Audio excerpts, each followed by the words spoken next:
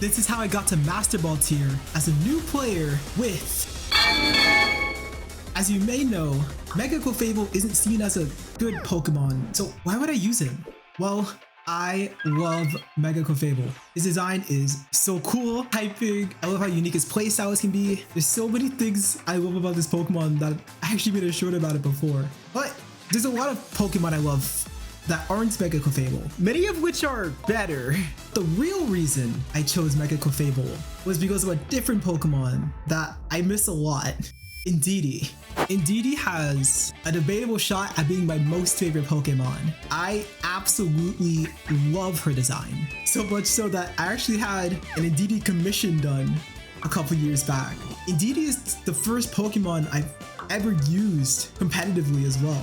However, Indeedee isn't in the game. So I wanted to find a Pokemon with a similar vibe to her that was also good.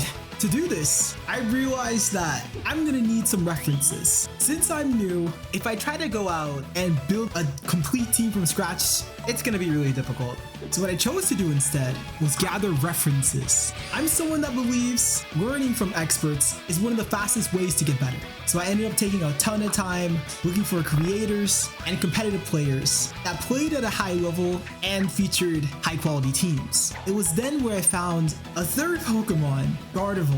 Gardevoir is of course a really popular Pokemon, and I like Gardevoir, but she isn't one of my favorites. Don't get me wrong, her design, amazing, immaculate, but her vibe is a little bit more like elegance, you know? And that's fire, but it's not my favorite kind of style. Even still, I took a team with her, built it in game, gave it a few rounds, and honestly did pretty good. However, there's a reason why this is a video about Mega Clefable and not Gardevoir. I ended up wanting to switch her out. Her vibe was just not the same as Indeedee. So how do I find a Pokemon like Indeedee that also could fit into a competitive team? It took me quite a lot of searching, but then I discovered something that sped up the process a lot. A tier list video by Joseph Ugarte. If you guys don't know Joe, he is one of the best players in America, reaching rank 1 multiple times and winning multiple tournaments with hundreds of players in it. So he knows what he's talking about. And there, he brought up how Mega Clefairy could be interesting on sand, while also making it clear that he's not exactly a good Pokemon. However, I wanted to give this a shot. Not because I'm so defiant or anything, but because Mega Clefable is really cute. Plus, I realized that Mega Clefable and Gardevoir aren't that different. Well, sure, Mega Gardevoir is definitely better in a lot of ways, but think about it. Slow to medium speed fairy type Pokemon that have a good spread move, access to Calm Mind, and are pretty bulky specially. So then it was time to figure out how to fit Mega Clefable on the team in place of Gardevoir. I could of course try to slap Mega Clefable on and go from there, but there'd be a few problems with that. First of all, Gardevoir would just be better. I wanted to put Mega Clefable because I love him, but I also wanted the team to work around him. Not doing that would both make the team harder to use, but also be a bit tilting because I'd be thinking, okay, why not just use Gardevoir? Plus, I had no idea how to build Mega Clefable. Being transparent, I didn't like the idea of just megaing the Pokemon and having the same moveset as a more standard, because at that point, why even Mega Clefable? So I spent hours across multiple days going through the different movesets on Showdown, asking in different discords how the team flowed and what I could change, checking different matchups, looking at the best Pokemon in the game and seeing how I had options into them. It took a lot of iteration, really fun iteration, but eventually I settled on the build that would take me to Masters. I went for Calm Mind, Dazzling Gleam, because Calm Mind alongside Dazzling Gleam could give me a ton of spread damage that could really surprise the opponents I face. I also ran Air Slash since it's Mega Clefable's most powerful flying move, and Thunderbolt. I then had Tyranitar, who has a pretty simple build of Rock Slide, Crunch, Protect to stay alive, and Low Kick. Low Kick was mainly since I wanted to give a lot of respect to other Tyranitar as well as King Gambit. Garchomp has Earthquake, Dragon Claw, Stomping Tantrum, and Iron Head.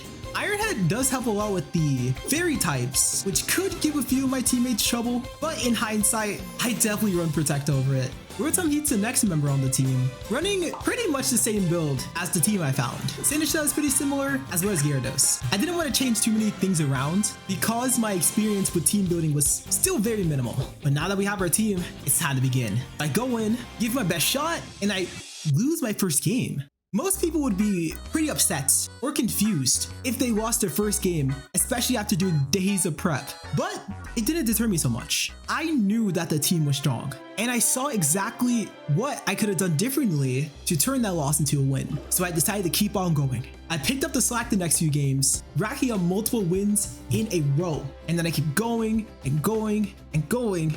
And then I get this match. I'm fighting a Frostlass team with a lot of support. She has Sneasler for Fake Out, for Tailwind, Incineroar for a bunch of things, as well as 2 Pokemon that round out her typing pretty well. I decide to lead Tyranitar.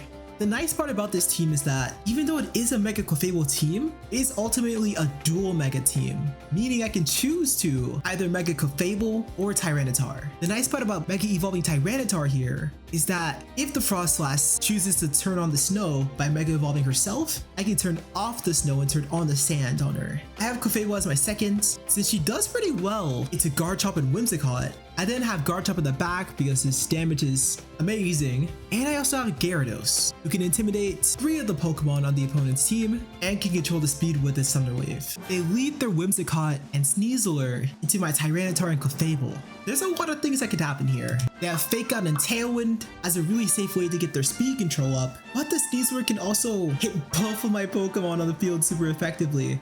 Whimsicott can also put out decent damage if they choose to go for a Moonblast, but on top of this, I have to be careful of a potential Encore if I choose to protect this turn. I protect my Tyranitar and I go for Air Slash into it as well. However, my opponent actually chooses to target Clefable first with a Dire Claw and goes for Moonblast instead of going for Tailwind. Think they were confident in not Tailwinding because of the crazy amount of speed they already have on the field. I can now Rock Slide to probably take out the Sneasler, while also getting to do anything with Clefable this turn. I choose to go for that while using Follow Me on Clefable, so that if the Sneasler goes for a close combat, they won't be taking down my damage dealer. They actually do go for that Encore play, but Follow Me has higher priority than Encore, meaning that Tyranitar doesn't get locked into Protect. Sneasler close combats my Clefable, making him go down, but in response I land a Rock Slide that takes out Sneasler and does massive damage to Whimsicott. I take a bit to choose what Pokemon I send out next. I ultimately go Garchomp. While Moonblast is scary for Garchomp,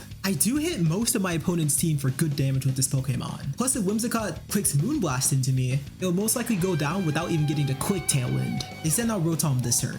I choose to Rock Slide to KO Whimsicott while getting chip damage, while also clicking Dragon Claw into Rotom. Rock Slide and Dragon Claw should put Rotom really low, if not take it out outright, so I felt a lot of confidence going for this play. They select Moonblast into my Garchomp, sending it low, while Rock Slide unfortunately misses Whimsicott. This lets Rotom potentially go for a Will-O-Wisp, which could really suck, but it also misses. This turn is still pretty good for me.